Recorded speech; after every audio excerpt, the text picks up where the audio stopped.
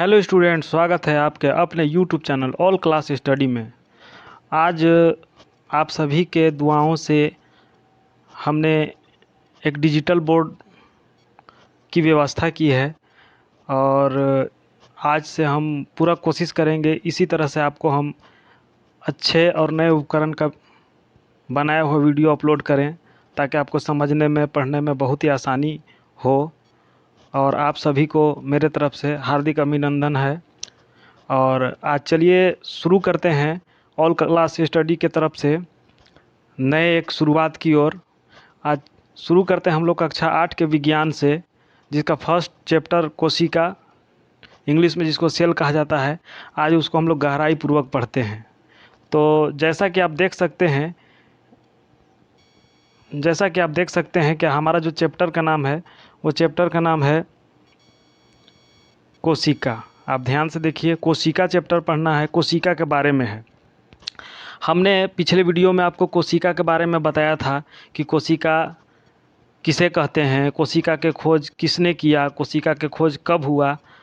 हमारे चैनल पर अवेलेबल है वीडियो, आप देख सकते हैं। आगे हम लोग नेक्स्ट पॉइंट को हम लोग समझते हैं और उम्मीद है कि आप अगर बने रहेंगे तो सारे पॉइंट को, इस चैप्टर को आप समझ सकते हैं। विशेष करके 8वां क्लास के जो स्टूडेंट हैं वो बहुत ही आसानी से इसको समझ सकते हैं। बाकी कॉम्पिटिटिव एग्ज़ाम के लिए भी बहुत ही इम्पोर्टेंट होता है। तो चलिए शुरू करते हैं, ज़्यादा लेट नहीं करते हैं। सबसे जो पहला पॉइंट है हमारा है उत्तक। आप देख सकते हैं पहला पॉइंट जो मेरा है वो क्या है, उत्तक। उत्तक किसे कहते हैं? सबसे पहले बात, हमने तो आपको बताया कि कोशिका जो है, कोशिका एक छोटी इकाई है शरीर का जो कार्यात्मक और रचनात्मक इकाई है। यानी कि अगर हमारा कोई भी शरीर अंग काम करता है तो कोशिका की बदौलत ही करता है। और हमारा जो शरीर बना है, रचना हुआ है, वो कोशिका से ही मिलकर के रचना हुआ है। तो अब क्या हम लोग को सीखना है उत्तक के बारे में। तो उत्तक क्या है? उत्तक जो है कोशिकाओं का समूह जिसकी रचना, उद्गम तथा कार्य समान हो, वह मिलकर उत्तक बनाते हैं। आप देख सकते हैं वह मिलकर के उत्तक बनाते हैं। तो इसका मतलब ये हुआ कि जब कोई हमारा जो कोशिका है, वो कोशिका का समूह जब आपस में मिलता है, इस तरह से आपस में मिलता है, तो हमारे कोई अंग का निर्माण करता है, अंग का। और जब अंग का निर्माण करता है, सपोज कीजिए कि हमारा आंतरिक अंग है, किडनी, लीवर वगैरह, या बाहरी हाथ वगैरह, तो वो अंग का निर्माण करता है। वो अंग मिलकर के एक अंग तंत्र बनाता है, पूरी तरह से मिल करके बनाता है।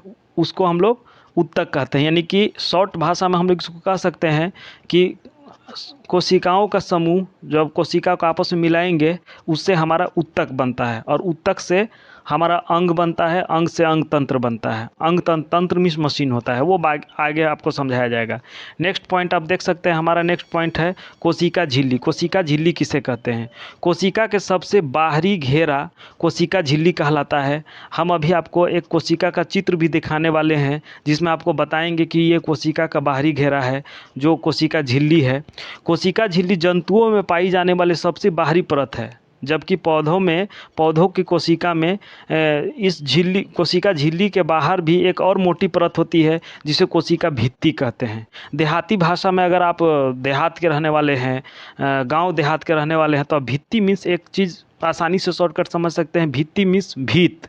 देहात में भीत बोला जाता है। किसको भीत बोला जाता है? दीवार को। यानी कि एक दीवार रहता है।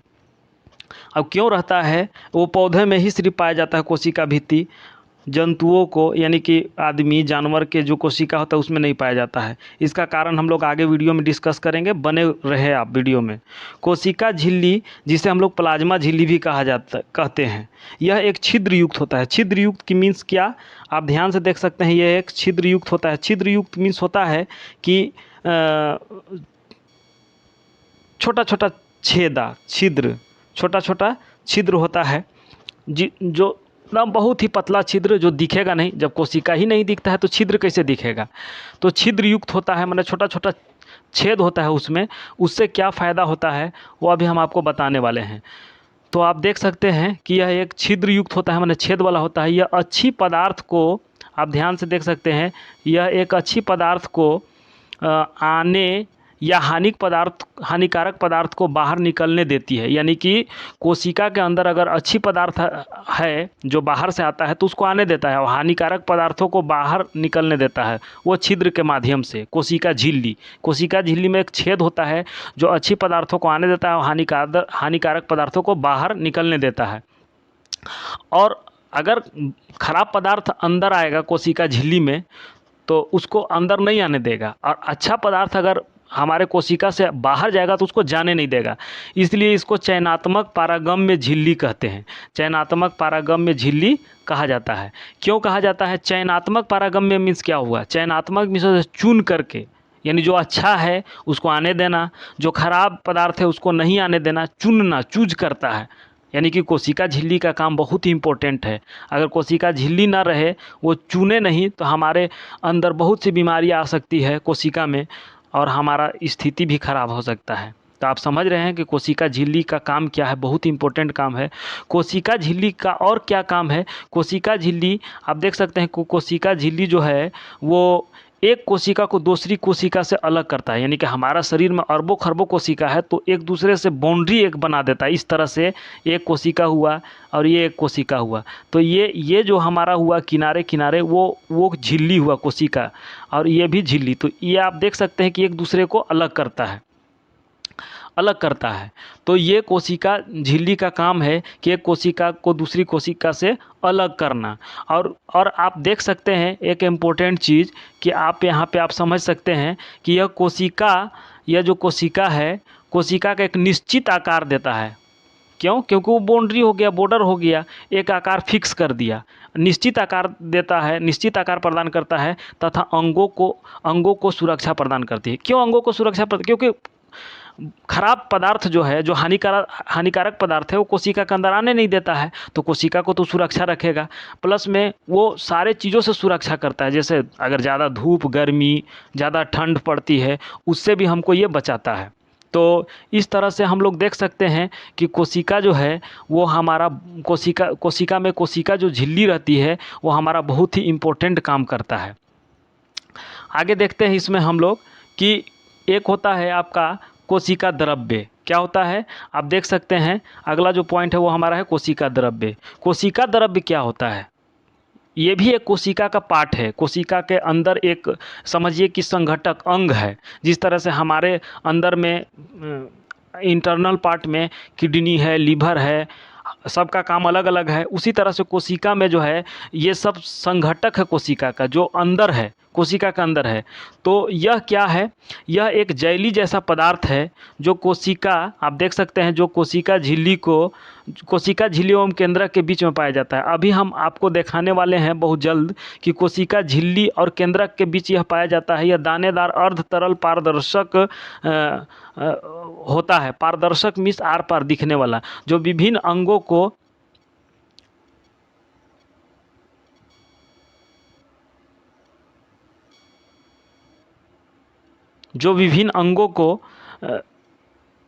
क्या करता है? इसी में सब अंगक पाए जाते हैं। मैंने कोशिका का जो अंग है वो सब इसी के अंदर पाया जाता है। कोशिका का अंग क्या है? तो सबसे पहले तो कोशिका द्रव्य के बारे में आइए हम लोग देखते हैं कि कोशिका द्रव्य कहाँ पे है, कैसा है। आप ध्यान से अब यहाँ देख सकते हैं कि कोशिका द्रव्य जो है वो हमारा, ये कोशिका झिल्ली है, जो किनारे किनारे दिख रहा है ये कोशिका झिल्ली है। और इसमें एक बीच में आप देख सकते हैं एक छोटा सा गोला है, इसको केंद्रक बोला जाता है। और ये सारे चीज़ जो है वो कोशिका का जो है सो क्या है? संघटक है, मतलब पार्ट है। सारा चीज़ ये कोशिका का पार्ट है। तो अभी आप उम्मीद है कि आप अच्छा से इसको देख रहे होंगे। हम इसको थोड़ा बड़ा कर देते हैं ताकि आपको अच्छा से दिखे। ये रिक्तिका हो गया, ये रसधानी हो गया, ये प्लाज्मा झिल्ली, ये गाल्जी काय, अंतः द्रव्य जलिका, केंद्रिका, केंद्रक, कोशिका द्रव्य, सब का काम अलग अलग है। माइटोकॉन्ड्रिया, आप देख सकते हैं ये सभी का काम अलग है। तो हमारा जो कोशिका जो द्रव्य है वो यही इसके बीच में, यहाँ से ये जो है ये कोशिका झिल्ली हो गया, और यहाँ जो हमारा है ये आप जो देख रहे हैं इस तरह से ये केंद्रक हो गया। इसी के बीच में जो ये पाया जा रहा है, ये जो एरिया है, ये सब एरिया इसको क्या कहते हैं, कोशिका द्रव्य कहते हैं। ये जेली जैसा पदार्थ, मतलब जेली क्या होता है, एक क्या उसको मुलायम, जो जेली चॉकलेट वगैरह होता है मुलायम मुलायम होता है।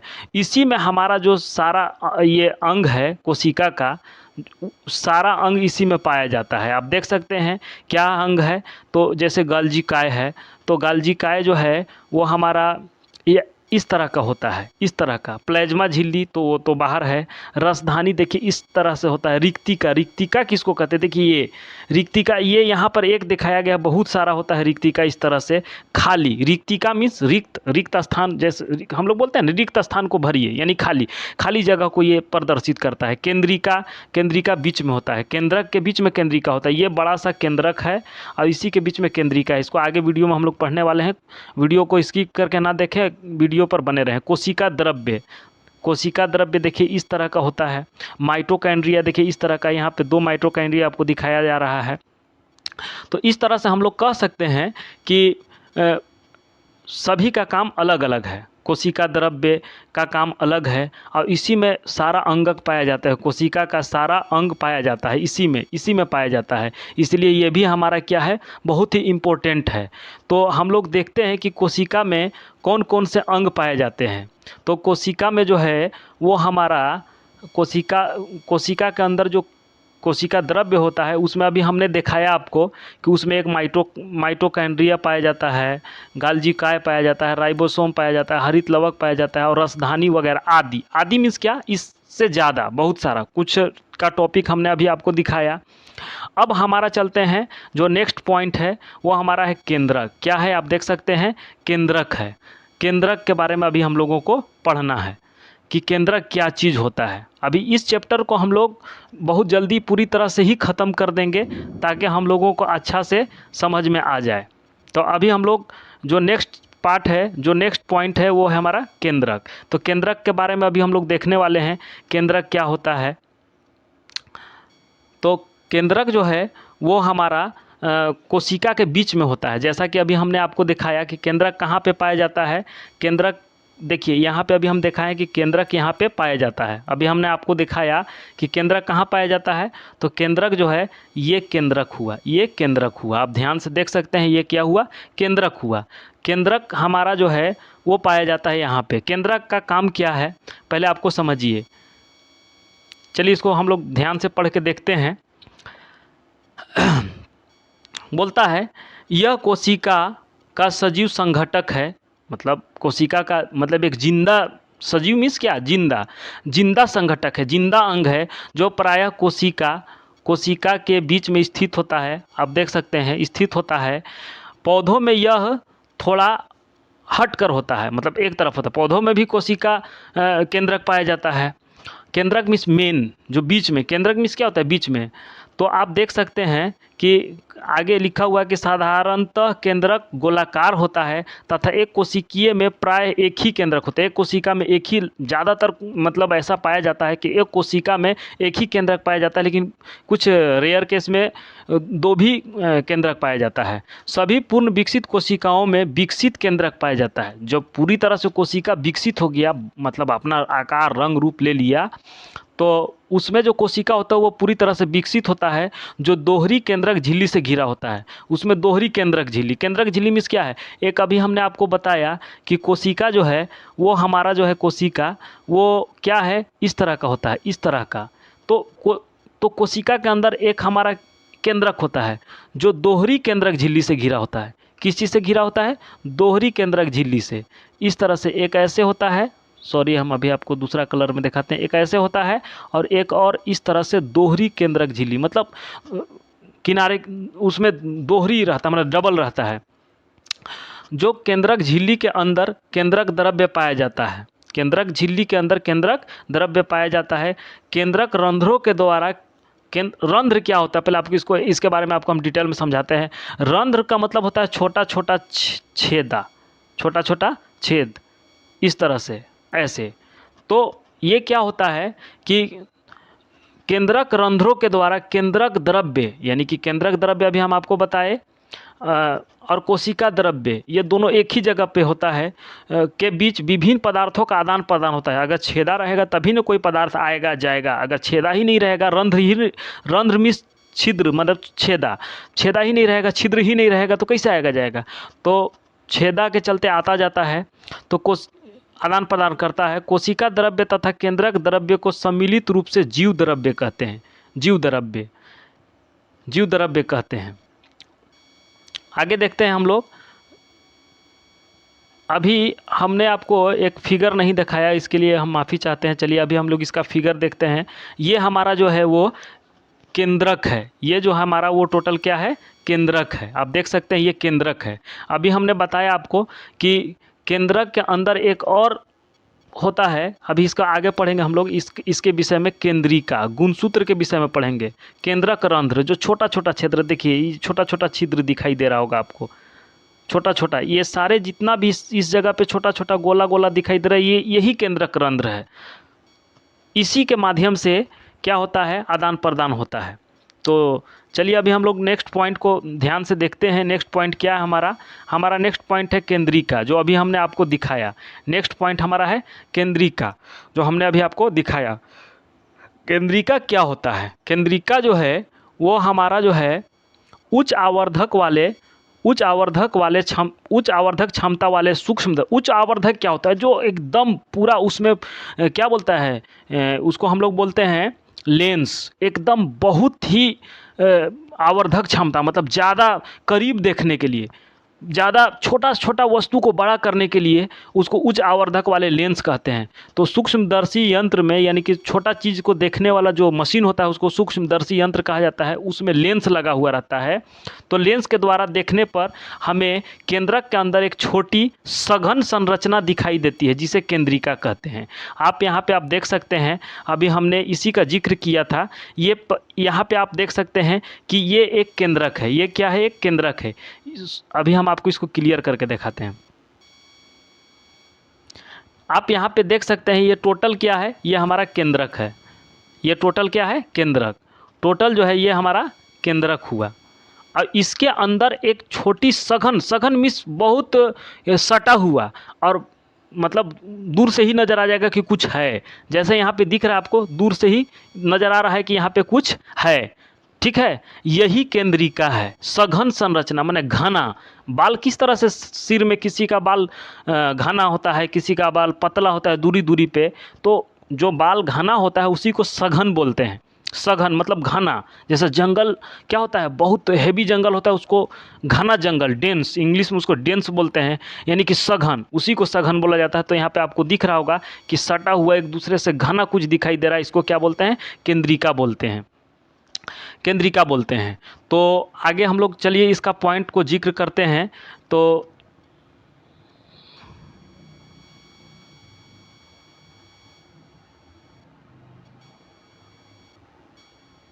इसमें एक चीज़ और पाया जाता है, आप ध्यान से देख सकते हैं कि इसमें जो है हमारा एक चीज़ और होता है।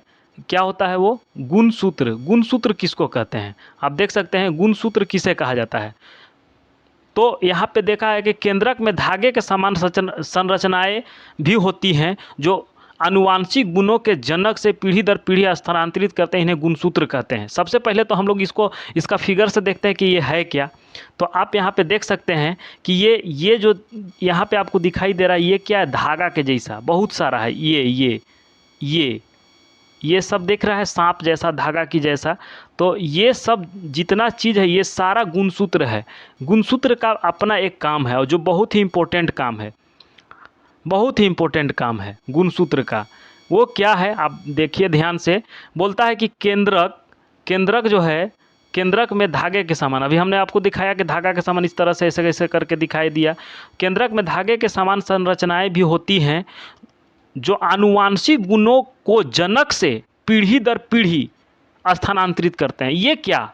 ये अगर आप वर्ड को अच्छा से समझ लेते हैं तो आप जान जाइए कि विज्ञान आपके लिए कुछ नहीं है। आनुवांशिक गुण, आनुवांशिक मीन्स जो अंदर शरीर के अंदर जो गुण होता है हम लोग को, उसको आनुवांशिक गुण कहते हैं, जो पीढ़ी दर पीढ़ी स्थानांतरित करती है, पीढ़ी दर पीढ़ी स्थानांतरित करती है। इसका मतलब ये हुआ कि अगर हमारा जो गार्जियन होते हैं, जो पेरेंट्स होते हैं, माता पिता होते हैं, उनका कोई गुण हम लोग के अंदर आता है। सपोज कीजिए कि किसी का गार्जियन बहुत लंबा है, लंबा, हाइट ज़्यादा, तो उनका जो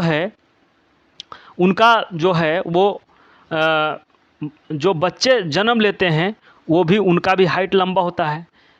किन्हीं के गार्जियन का रंग सांवला है, सांवला, तो ज़्यादातर देखा गया है कि उनके बच्चे का भी रंग सांवला होता है। इसी को आनुवांशिक गुण कहते हैं, इसी को आनुवांशिक गुण कहते हैं। और ये किसके कारण होता है? गुणसूत्र के कारण होता है। यानी कि हमारे कोशिका में गुणसूत्र पाया जाता है, तो जो माँ बाप के कोशिका में गुणसूत्र होता है, वही गुणसूत्र का गुण जो है वो आनुवांशिक गुणों के माध्यम से बच्चे में भी आ जाता है। तो इस तरह से हम लोग देख सकते हैं कि गुणसूत्र का काम बहुत ही इम्पोर्टेंट है। तो आगे जो है हम लोग का जो पॉइंट है, वो अगला पॉइंट हम लोग चलिए देखने वाले हैं। तो गुणसूत्र के बारे में हम लोग उम्मीद है कि अच्छा से समझ गए होंगे। अब अगला जो पॉइंट है हमारा, वो क्या है? अब एक पॉइंट है, आपको आप ध्यान से देख सकते हैं, एक पॉइंट का नाम है हमारा कोशिका भित्ति। क्या है नाम? कोशिका भित्ति। हमने आपको पीछे वीडियो में, शुरुआती वीडियो में ही बताया था कि कोशिका भित्ति क्या है। कोशिका भित्ति एक कोशिका का ही पार्ट है, कोशिका का ही अंग है। कोशिका भित्ति जो है वो कोशिका का ही एक अंग है, लेकिन यह सिर्फ पौधों में ही पाया जाता है। यह सिर्फ पौधों में ही पाया जाता है। क्यों पौधों में ही पाया जाता है? इसलिए कि कोशिका भित्ति हम लोग में नहीं पाया जाता है। अब सवाल ये है कि यहाँ पे एक क्वेश्चन भी बन जा रहा है आपका कि कोशिका भित्ति पौध कोशिका में ही पाया जाता है, क्यों पाया जाता है? तो हम लोग चलिए इसको पढ़ करके देखते हैं, समझते हैं। कहता है कि पौधे चल नहीं सकते, हम लोग तो चल सकते हैं अगर हम लोग, इसलिए ताप में परिवर्तन, माने गर्मी, ठंडा, तीव्र गति से चलने वाली हवाएं, वायु, मतलब तेज गति से जब हवा चलेगी, वायुमंडलीय नमी, जब पानी उनी बरसता है तो पूरी तरह से नमी हो जाता है। बरसात के दिन में अभी जो टाइम चल रहा है, आप देख सकते हैं कि हम लोग पूरी तरह से पसीना से भीग जा रहे हैं, वो नमी। इस तरह के जो जितना भी परिवर्तन होता है, इस परिवर्तन से सुरक्षा के लिए हमें सुरक्षा के लिए ही पौधों की कोशिका झिल्ली के बाहर एक मोटी परत होती है, जिसे कोशिका भित्ति कहा जाता है। इसका मतलब ये हुआ कि पौधों में कोशिका झिल्ली के बाहर एक और परत होती है, जो कोशिका भित्ति जिसको हम लोग कहते हैं। जो हम लोग के शरीर में, जो शरीर का कोशिका होता है, जंतु कोशिका, जंतुओं में जो कोशिका होता है, वो उसका कोशिका का जो बाहरी परत है, अंतिम बाहरी परत, वो कोशिका झिल्ली या प्लाज्मा झिल्ली होता है। लेकिन पेड़ पौधे में कोशिका झिल्ली या प्लाज्मा झिल्ली के अलावे एक परत होती है, जिसको कोशिका भित्ति कहा जाता है। तो इसको हम लोग समझने के लिए, तो ये क्यों होता है, इसका मतलब ये हुआ, सपोज कीजिए कि ताप में परिवर्तन, मतलब गर्मी ज़्यादा पड़ रहा है खूब, हम लोग को गर्मी पड़ता है तो हम लोग क्या करते हैं, हम लोग के शरीर गर्म हो जाता है, शरीर में धूप लगता है। शरीर में धूप लगने का मतलब कोशिका में धूप लगता है, और कोशिका में धूप लगता है तो उसको बचने के लिए हम लोग क्या करते हैं, छाँव में चले जाते हैं। कहाँ चले जाते हैं? छाँव में चले जाते हैं। लेकिन बताइए पौधे कहाँ छाँव में जाएंगे? जा नहीं सकते हैं। और अगर सपोज कीजिए कि अगर बहुत तेज़ हवा चलती है तो हम लोग तुरंत अपना घर में चले जाते हैं। क्यों? क्योंकि हवा से हम लोग बचना चाहते हैं। और वायुमंडलीय नमी, अगर गर्मी खूब पड़ता है तो हम लोग क्या करते हैं, पंखा के नीचे जा कर के हम लोग रहते हैं, पंखा के सामने रहते हैं। क्यों रहते हैं? ताकि हम लोग का जो शरीर में जो कोशिका का जितना तापमान चाहिए, जैसा चाहिए, हवा चाहिए, उतना हम लोग को मिलने लगता है, तो कोशिका हमारा सुरक्षित रहता है। लेकिन पेड़ पौधे का कोशिका सुरक्षित नहीं रहता है। इसीलिए कुदरत ने ऐसा बनाया है कि कोशिका भित्ति पेड़ पौधों में नहीं रहेगा तो पेड़ पौधा जीवित नहीं रह पाएंगे। अगर कोशिका मरता है तो उसका पूरा पेड़ पौधा का जो भी चीज़ है वो सारा चीज़ मर जाएगा, पूरा पेड़ पौधा का जीवन ही बर्बाद हो जाएगा। ये कोशिका में ही शामिल नहीं है, ये हमारे शरीर के भी कोशिका में ये शामिल है, अगर ये नहीं होता है तो। ठीक है, तो आप, उम्मीद है कि आप अच्छा तरह से समझ रहे होंगे। और अगला जो पॉइंट है हमारा, वो आप देख सकते हैं, पॉइंट हम लोगों का है, अगला जो पॉइंट है वो हम लोगों का पॉइंट है कोशिका, जंतु एवं पौध कोशिका की तुलना। जंतु एवं पौध कोशिका की तुलना, यानी कि जंतु कोशिका में क्या पाया जाता है और पौध कोशिका में क्या पाया जाता है। दोनों में डिफरेंस क्या है। एक चीज़ तो आपको अभी तुरंत बता दिए हमने आपको बताया कि जंतु कोशिका में जो है, जंतु कोशिका में क्या नहीं पाया जाता है। जंतु कोशिका में, यानी जंतु कौन, हम लोग हो गए, जानवर हो गया, कीट कीड़ा मकोड़ा। जंतु कोशिका में कोशिका भित्ति नहीं पाया जाता है, कोशिका भित्ति नहीं पाया जाता है। अब क्यों नहीं पाया जाता है इसका तो अभी हमने पूरी तरह से आपको समझाया। जंतु कोशिका में कोशिका भित्ति नहीं पाया जाता। और क्या क्या चीज़ नहीं पाया जाता है, चलिए एक इसका हम लोग फिगर के माध्यम से देखते हैं कि क्या क्या चीज़ पाया जाता है, क्या क्या चीज़ नहीं पाया जाता है। तो आप देख सकते हैं कि जंतु कोशिका, और यहाँ पे हमारा ये जो है वो जंतु कोशिका है, ये क्या है, जंतु कोशिका, और ये जो है वो पौध कोशिका है। क्या है, पौध कोशिका। तो आप ध्यान से देख सकते हैं कि क्या क्या चीज़ नहीं पाया जाता है जंतु कोशिका में और पौध कोशिका में। देखिए, आप देखिएगा यहाँ पे रिक्तिका लिखा हुआ है। क्या लिखा हुआ है, रिक्तिका, रिक्तिका लिखा हुआ है, यहाँ पे रिक्तिका लिखा हुआ है। और तो हम देखेंगे कि क्या रिक्तिका इसमें पाया जाता है। तो यहाँ पे हम लोग ध्यान से देखेंगे तो इसमें रिक्तिका लिखा हुआ है। तो क्या रिक्तिका हम ये आपका जंतु कोशिका हो गया, जंतु कोशिका। क्या हो गया, जंतु कोशिका। तो जंतु कोशिका में रिक्तिका है, तो यहाँ भी आप देख सकते हैं रिक्तिका है। रसधानी है जंतु कोशिका में, और पौध कोशिका में क्या है, तो पौध कोशिका में भी रसधानी की जगह पे क्या है, यहाँ पे अंतःद्रव्य जलिका। और यहाँ पे क्या है, इसमें प्लेज्मा झिल्ली हम लोग को कोशिका में पाया जाता है। तो प्लेज्मा झिल्ली यानी प्लेज्मा झिल्ली या कोशिका झिल्ली सेम है, तो यहाँ पे कोशिका झिल्ली पाया जाता है। गोल्जी काय, तो गोल्जी काय इसमें पाया जाता है। तो क्या इसमें भी गोल्जी काय पाया जाता है, जी यहाँ देखिए गोल्जी काय है। अंतःद्रव्य जलिका, तो इसमें भी अंतःद्रव्य जलिका, इसमें भी अंतःद्रव्य जलिका है। केंद्रिका, तो यहाँ भी आप देख सकते हैं केंद्रिका है। केंद्रक, केंद्रक दोनों में पाया जाता है। कोशिका द्रव्य, तो कोशिका द्रव्य यहाँ भी पाया जाता है, और पौध कोशिका में भी कोशिका द्रव्य। माइटोकॉन्ड्रिया यहाँ है, यहाँ भी माइटोकॉन्ड्रिया है।